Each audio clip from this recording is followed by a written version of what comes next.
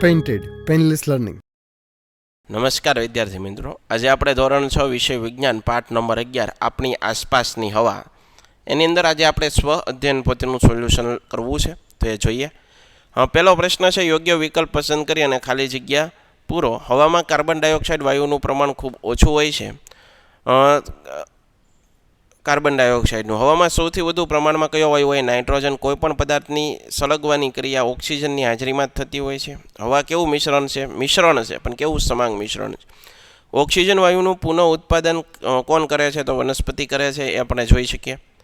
ટૂંકમાં જવાબ આપવું છે. ફુગાને જ્યારે ફૂલાવીએ છીએ ત્યારે તેમાં શેની હાજરી હોય છે? ફુગાને જ્યારે ફૂલાવીએ છીએ ત્યારે તેમાં હવાની હાજરી હોય છે. ચણા સિંગદાણાના ફોતરાને દૂર કરવા શાની જરૂર છે? ચણા સિંગદાણાના ફોતરાને દૂર કરવા આપણે હવા ફૂંકવાની જરૂર છે. આપણે પૃથ્વીની સપાટીથી જેમ જેમ ઊંચે જઈએ તેમ હવા કેવી થતી જાય? પાતળી થતી જાય. મીણબત્તી સળગાવવા માટે કયા વાયુની હાજરી અનિવાર્ય છે? ઓક્સિજનની. વનસ્પતિ અથવા પ્રાણીઓ શ્વસનની ક્રિયામાં કયો વાયુ લે છે?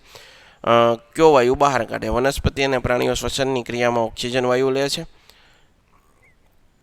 અને CO2 વાયુ બહાર કાઢે છે. હવા ગતિમાન સ્વરૂપને શું કહેવાય? પવન કહેવામાં આવે છે. પાણી ભરેલી ડોલમાં પારદર્શક ખાલી ગ્લાસને ઊંધો કરી ડૂબાડવામાં આવે ત્યારે શું થાય? ખાલી ગ્લાસને જ્યારે પારદર્શક ઊંધો દાખલ થઈ શકતું નથી, કારણ કે બહાર નીકળવાની જગ્યા મળતી નથી. કુદરતના જળચક્ર માટે હવામાં પાણીની બાષ્પનું હોવું કેમ ખૂબ મહત્ત્વનું છે? કુદરતના જળચક્ર માટે હવામાં પાણીની બાષ્પનું હોવું ખૂબ મહત્ત્વનું છે, કારણ કે જ્યારે હવા ઠંડી સપાટીના સંપર્કમાં આવે ત્યારે તેનું સંઘનન એટલે ઘનીભવન થાય છે અને ઠંડી હવા હોવાથી પદાર્થની સપાટી પર તેના ટીપાં દેખાય છે. માટે કુદરતના જળચક્ર માટે હવામાં પાણીની બાષ્પનું હોવું ખૂબ મહત્ત્વ છે. હવાના ગુણધર્મો તો હવા જગ્યા રોકે, પારદર્શક છે, હવાને કોઈ રંગ નથી એટલે કે રંગવિહીન છે, હવાને દળ હોય છે. ખૂબ ભીડવાળી બંધ જગ્યાએ આપણે જઈએ છીએ ત્યારે શું અનુભવીએ છીએ? શા માટે ખૂબ ભીડવાળી બંધ જગ્યાએ આપણે જઈએ છીએ ત્યારે ઘોંઘાટ અને શ્વાસ લેવામાં તકલીફ પડે છે, એટલે દમ ઘૂંટાય છે?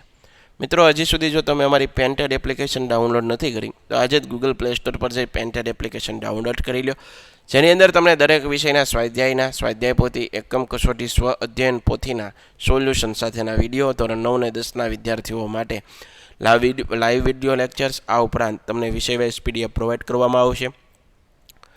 ભાવનગરની અંદર જે વિદ્યાર્થી મિત્રો વસવાટ કરે છે તેના માટે ધોરણ 8 થી 12ના તમામ વિષયોનું કોચિંગ પૂરું પાડતી કોચિંગ ઇન્સ્ટિટ્યૂટ એટલે કે આલ્ફા એકેડમી કાર્યરત છે. તમે એમાં જોડાઈ શકો, એનો સંપર્ક કરી શકો.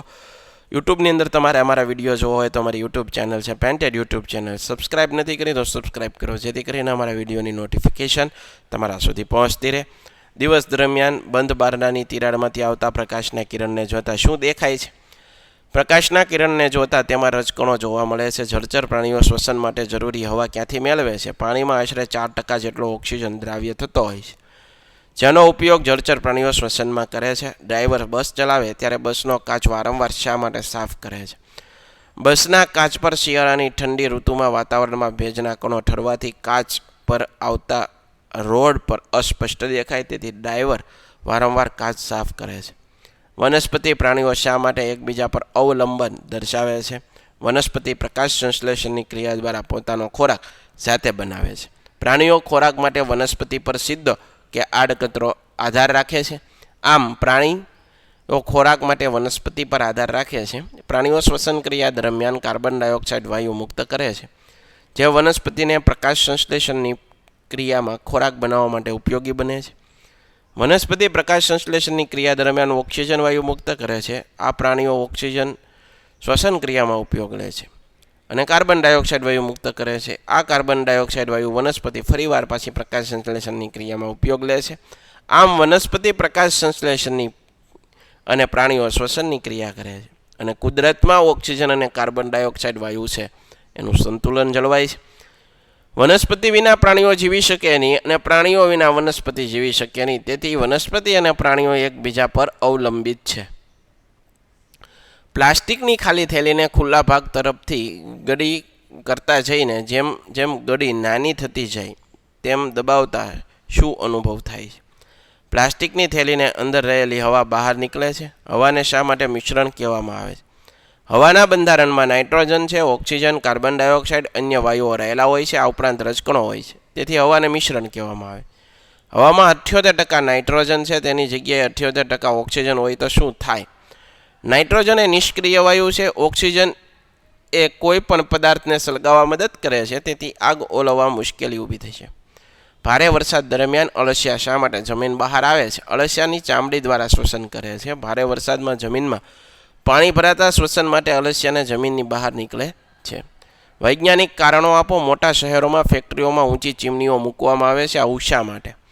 ફેક્ટરીઓમાં ઉત્પન્ન થતા ધુમાડા, દૂષિત વાયુઓ, રાસાયણિક પદાર્થો, રજકણો વગેરે ઊંચી ચીમની દ્વારા ઊંચી હવામાં મુક્ત કરવામાં આવે છે. ઊંચે મુક્ત કરેલા દૂષિત વાયુઓ ઉપરના વાતાવરણમાં રહેતા હોવાથી આપણા તથા અન્ય સજીવોના શ્વસનમાં જતા અટકે છે. આથી આપણું અને અન્ય સજીવોનું આરોગ્ય જોખમાતું નથી. તેથી કારખાના, ફેક્ટરીઓમાં ભઠ્ઠીની ઉપર ઊંચી ચીમની રાખવામાં આવે છે. તમે જ્યારે પાવાગઢના પગથિયાં ચડો ત્યારે થોડા પગથિયાં ચડ્યા પછી શ્વાસોશ્વાસની ક્રિયા ખૂબ ઝડપી થાય છે. શા માટે? પગથિયાં ચડીએ ત્યારે આપણા શરીરમાં લોહીનું પરિભ્રમણ વધે, તેથી હૃદયમાં ધબકારા વધે છે, તેથી શ્વાસોશ્વાસની ક્રિયા ઝડપી થાય. વિસ્તૃત જવાબ આપવાના છે. હવામાં ઓક્સિજન છે તે કેવી રીતે નક્કી કરી શકાય? 2 સમાન કદની મીણબત્તી સળગાવો. એક મીણબત્તી પર કાચનો ગ્લાસ ઢાંકી બીજી મીણબત્તી જેમ છે તેમ ખુલ્લી રાખો.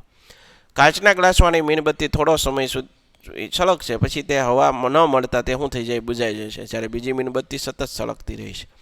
આકૃતિ પરથી તમે જોઈ શકો કે મીણબત્તી પર કાચનો પ્યાલો ઢાંકવાથી પ્યાલામાં રહેલી હવા જેટલો ઓક્સિજન હશે ત્યાં સુધી મીણબત્તી સળગતી રહે, પછી ઓલવાઈ ગઈ. આમ હવામાં ઓક્સિજન વાયુ રહેલો છે સાબિત થઈ શકે. મોં વડે શ્વાસ લેવો હાનિકારક છે. શા માટે?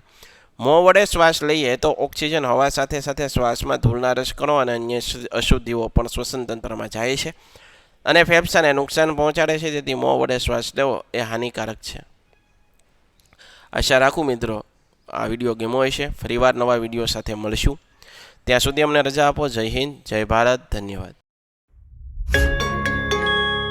Painted, Painless Learning.